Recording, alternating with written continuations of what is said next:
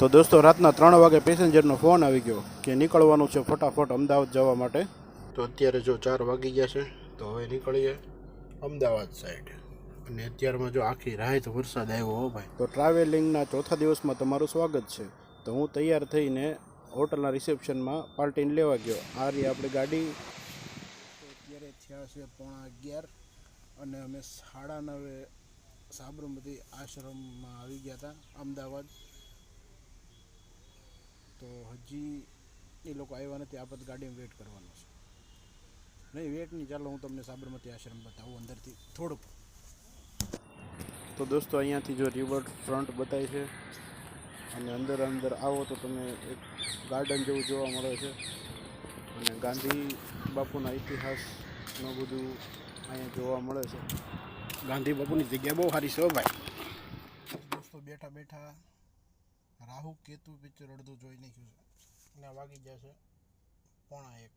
તો હવે હરિહરનો અવાજ સંભળાય છે, તો જમી આવ્યા. ચાલો, તો તમને મેં ગાડી પાર્ક કરી છે રિવરફ્રન્ટની બાજુમાં, એ તમને બતાવું. આ પૂરું રિવરફ્રન્ટ છે અને રાતના તો લાઇટિંગનું ડેકોરેશન અલગ જ હોય છે અને નજારો કોઈ અલગ જ હોય છે. બાકી અંદરથી આશ્રમો જોયા છો, બાકી મજા આવે એવું છે. જોકે વાગી ગયા છે અત્યારે 1:30. આપણે જમી કરી લીધું છે. વટાણા બટેટાનું શાક હતું, ચણા મસાલાનું શાક હતું, ખાઈ લીધું દબદબાવીને નહીં. ફાઇનલી દોસ્તો હું મહુવા ઉગી ગયો છું. મહુવાના વડલી ગામે પૂગ્યો છું અને મારી આ ટ્રીપ હતી 4 દિવસની. દીવ ગયા હતા, પછી સોમનાથ ગયા હતા, તે પછી સાસણગીર ગયા હતા, સાસણગીરથી જુનાગઢ ગયા હતા, જુનાગઢથી જલારામ બાપા વીરપુર ગયા હતા. વીરપુર મારા મોબાઈલમાં ચાર્જ નહોતું એટલે ત્યાં શૂટિંગ નહોતું ઉતાર્યું, એ હું તમને અત્યારે કહું છું. અને ત્યાંથી પછી સ્ટેચ્યુ ઓફ યુનિટી ગયા હતા, ત્યાંથી પછી અમદાવાદ ગયા હતા.